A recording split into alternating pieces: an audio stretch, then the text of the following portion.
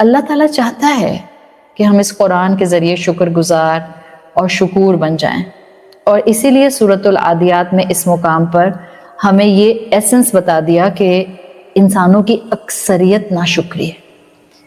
اللہ نے اپنے حبیب صلی اللہ علیہ وسلم پر اتنے مشکل حالات کیوں ڈالے؟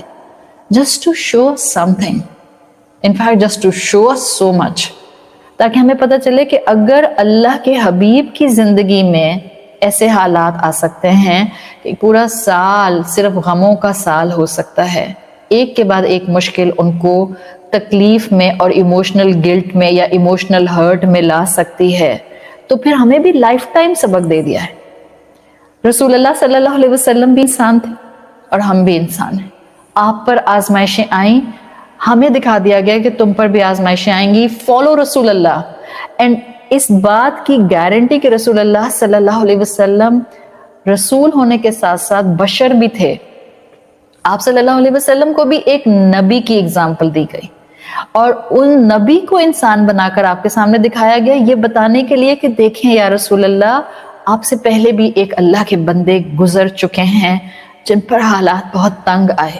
آپ کے لیے تو عام الحزن 1 سال ہے، انہوں نے کئی سال حزن میں گزارے ہیں، انہوں نے کئی سال تکلیف میں گزارے ہیں۔ یہی عام الحزن تھا جس میں اللہ تعالیٰ نے رسول اللہ صلی اللہ علیہ وسلم پر ان کے ایمان اور شکر گزاری کو بڑھانے کے لیے سورۃ یوسف نازل کی۔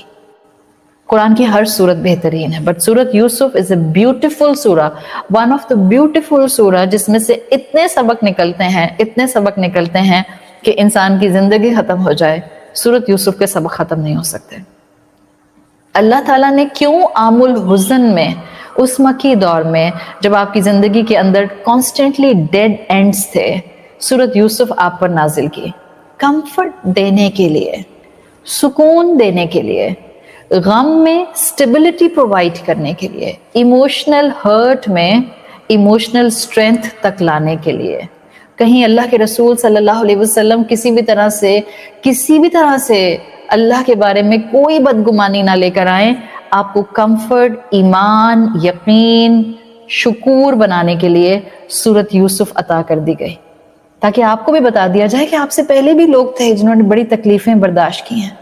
اس لیے سورہ یوسف کے لیے احادیث کے مفہوم میں آتا ہے غم میں پڑھی جانے والی سورۃ یوسف۔ اللہ کے رسول صلی اللہ علیہ وسلم کو ان کے غم کے سال میں سورۃ یوسف دی گئی۔ اللہ کا سارا کلام شفا ہے، there is no doubt in it۔ آپ جہاں سے اللہ کا کلام پڑھیں گی، سمجھ کر پڑھیں گی،